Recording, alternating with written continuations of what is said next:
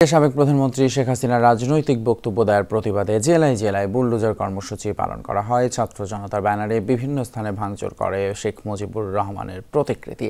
বিশ্ববিদ্যালয়গুলোতে শেখ পরিবারের সদস্যদের নামের বিভিন্ন স্থাপনে ভাঙচুর চালানোর পাশাপাশি বিভিন্ন নাম ফলকও খুলে ফেলা হয়। খুলনায় শেখ বাড়ি খ্যাত ভবন গুঁড়িয়ে দেয় বিক্ষুব্ধরা। এছাড়া সাবেক এমপি মাহবুবুল হানিফ, আমির হোসেন আমু সহ আব্দুর রব নিয়াবাতের বাসভবনেও আগুন দেয়া হয়।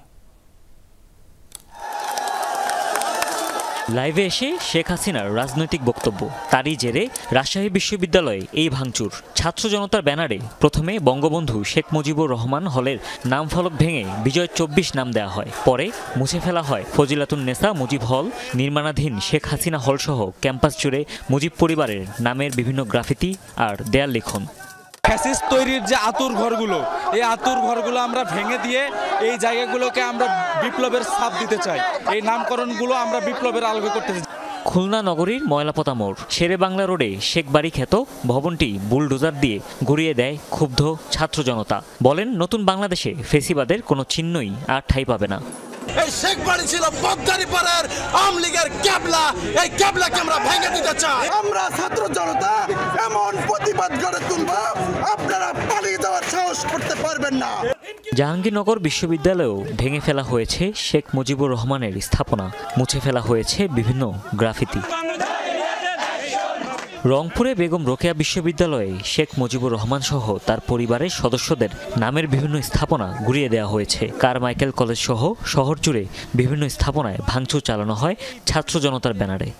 এই প্রতীকীগুলো আমরা বিশ্বাস করি এগুলো মুছে যাওয়ার মাধ্যমে ফ্যাসিবাদ দূর হয়ে যাবে। চিরতরে এই মুজিববাদের কবর বাংলাদেশের মাটিতে রচিত হবে।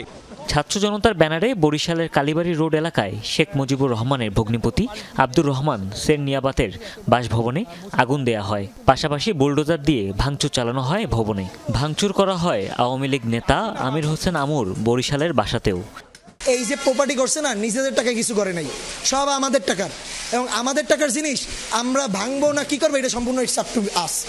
ভোলা ১ আসনের সাবেক সংসদ সদস্য তোফায়েল আহমেদের বাড়িতে ভাঙচুর ও অগ্নিসংযোগ করে বিক্ষুব্ধ ছাত্র জনতা। সাতক্ষীরা শহরে শেখ মুজিবুর রহমানের মুরালেও চলে ভাঙচুর। পরে জেলা পরিষদ ও সদর মুক্তিযোদ্ধা কমপ্লেক্সেও গুঁড়িয়ে দেওয়া হয় বঙ্গবন্ধুর মুরাল। বঙ্গবন্ধুর মুরাল ভাঙার কার্যক্রম চলছে। এই ভাঙার মাধ্যমে আমরা ফ্যাসিবাদ ব্যবস্থা যে বিন্দু মাত্র যে চিহ্নটুকু ছিল সেটাও আমরা গুঁড়িয়ে দিতে চাই। উত্তেজনা ছড়িয়ে পড়েছে বন্দরনগরীতেও। প্রেস ক্লাব মোড়ে শেখ মুজিবুর রহমানের প্রতিকৃতি ভাঙচুর করা হয় ছাত্র জনতার ব্যানারে। জামাল খান মোড়েও ফেসিবাদকে গুঁড়িয়ে দেওয়ার হুঁশিয়ারি দেয়া হয়। বিগত ১৭ বছর ধরে মানুষকে জ্বালিয়েছে, সুতরাং এই ফেসিবাদ যেন বাংলাদেশে আর কখনো উত্থান হতে না পারে, কখনো যেন একটি পরিবার কেন্দ্রিক একটি রাষ্ট্র ব্যবস্থা হতে না পারে। এই শেখ মুজিবুর মুরাল যা আছে, চিত্র যা আছে, সব মুছে ফেলবে ইনশাআল্লাহ। কুষ্টিয়ায় শহরের কাস্টম মোড় থেকে মশাল মিছিল বের করে উত্তেজিত ছাত্র জনতা। পরে পিটিআই মোড়ে অবস্থিত কুষ্টিয়া ৩ আসনের সাবেক এমপি মাহবুব উল হানিফের বাড়িতে আগুন ও বুলডোজার দিয়ে গুঁড়িয়ে দেওয়া হয়। নাটোর শহরের কান্দিভিটায় সাবেক এমপি শফিকুল ইসলাম শিমুলের বাড়িতেও আগুন ও ভাঙচুরের ঘটনা ঘটেছে। ময়মনসিংহের জাতীয় কবি কাজী নজরুল ইসলাম বিশ্ববিদ্যালয়ের মুজিব মুরাল গুঁড়িয়ে দেওয়া হয়েছে। এছাড়া ভাঙচুর করা হয় নগরের সার্কিট হাউস মাঠ সংলগ্ন শেখ মুজিবুর রহমানের মুরালও। সিলেট জেলা প্রশাসকের কার্যালয়ের সামনে শেখ মুজিবুর রহমানের প্রতিকৃতিতে ভাঙচুর চালায় বিক্ষুব্ধরা। পরে শাহজালাল বিশ্ববিদ্যালয়ের বিভিন্ন স্থাপনাতেও ভাঙচুর চালানো হয়েছে। এছাড়া ছাত্র জনতার ব্যানারে যশোরে অন্তত ৭টি জায়গায় ভাঙা হয়েছে শেখ মুজিবুর রহমানের মুরাল। কিশোরগঞ্জ, দিনাজপুর সহ বিভিন্ন জেলায় ভাঙচুর আর মশাল মিছিল বের করা হয়। হুমায়ুন রশিদ, যমুনা নিউজ।